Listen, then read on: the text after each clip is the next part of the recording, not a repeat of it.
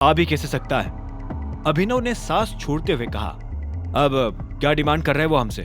Sir, उनकी 2 demand से, और दोनों में से एक तो पूरी करनी पड़ेगी। पहली, या तो हम उन्हें उनका पूरा पैसा रिफंड कर दे, या फिर दूसरा ऑप्शन टीना कह नहीं पाई।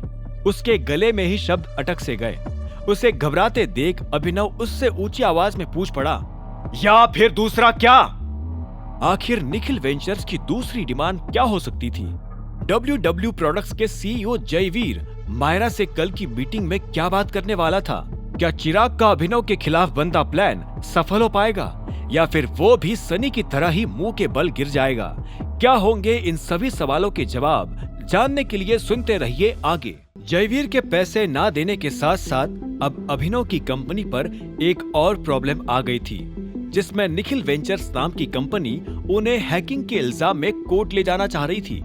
अभिनव की सेक्रेटरी टीना को निखिल वेंचर्स ने सिर्फ 2 ही रास्ते बताए थे, जिनमें से पहला उनके ऑर्डर का रिफंड का था और दूसरा टीना बताने से हिचकिचा रही थी। बोलो ना टीना, दूसरा ऑप्शन क्या है? अभिनव की ऊंची आवाज सुनकर टीना तुरंत ही बोल पड़ी। दूसरा ऑप्शन उन्होंने ये बताया कि इमेजिंग सिक्योरिटी से आपको फायर कर दिया जाए सर।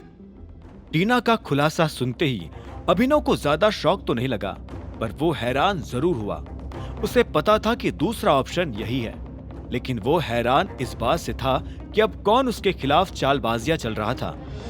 ठीक है, मैं देख लूंगा, तुम जा सकती हो। अभिनव का ऑर्डर सुनकर टीना अपना चेहरा लटकाए चली गई। उसे जाते देख अभिनव ने भी सोचा कि उसे फिलहाल डॉन से मिलने की जरूरत थी।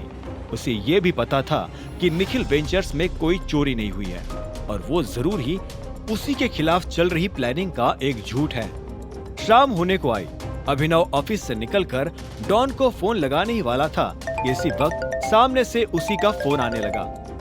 बस, आपके लिए कुछ नई इंफॉर्मेशन है, फोन पर बताना सही रहेगा या हम कहीं मिले? नहीं, मुझे एटीट्यूड क्लब के बाहर मिलो अभी, अभिनव ने कहा और वो फोन काट कर गाड़ी में बैठ गया। एटीट्यूड क्लब की ओर जाते हुए उसे लगा कि फिलहाल डॉन के पास या तो देवेन या फिर सनी के बारे में ही कोई इंफॉर्मेशन हो सकती है। यही सोचकर उसने गैस भी किया कि कंपनी में आई हुई प्रॉब्लम्स में भी कहीं ना कहीं हाथ फिर से उन्हीं का था। कुछ ही देर में वो एटीट्यूड क्लब के बाहर पहुंच गया, जहां डॉन और रंजन ऑलरेडी उसका इंतजार कर रहे थे। जैसे ही उन्होंने अभिनव की गाड़ी देखी, वो उसके करीब आकर पीछे वाली सीट पर बैठ गए। अभिनव गाड़ी को क्लब के सामने से हटाकर उसकी साइड वाली गली में ले गया, जहां कोई चहल पहल नहीं थी। बताओ, क्या इन्फॉर्मेशन है? बॉस, रंजन को उस देवेन के बारे में एक खबर लगी है। डॉन ने रंजन की ओर देखा। जो भी सुना है तूने बता दे बॉस को, जल्दी। इससे पहले कि रंजन बोलना शुरू भी कर पाता, अभिनव बीच में बोल पड़ा। देवेन फिलहाल किसी कंपनी से मिला है क्या मेरे बारे में बात करने के लिए? नहीं सर, रंजन ने सिर हिलाते हुए कहा। देवेन तो बहुत दिनों से अपने घर के बाहर ही सिर्फ बैंक के कामों से निकल रहा है। हाँ, लेकिन कल जरूर रात को उसने किसी से मुलाकात की। किससे मुलाकात और किस बारे में? अभिनव ने बिना सिर पलटाए पूछा। अपनी कंपनी बेचने के सिलसिले में वो कल अरबाज से मिला है। ये खबर टॉप सीक्रेट है, क्योंकि वो कंपनी किसी को भी बिना बताए बेच रहा है। रंजन की बात पर अभिनव को थोड़ी हैरानी हुई और उसने रियर मिरर में देखते हुए पूछा, अच्छा, लेकिन ये अरबाज कौन है और ये अचानक कंपनी खरीदने कैसे लगा? मेजॉरिटी शेयर्स तो हमारे पास है ना। रंजन के होठों पर अभिनव के सवाल का जवाब तैयार था। यही तो खेल है सर। अरबाज एक ऐसा आदमी है जिसका दिल्ली की हर इल्लीगल डील में हाथ है।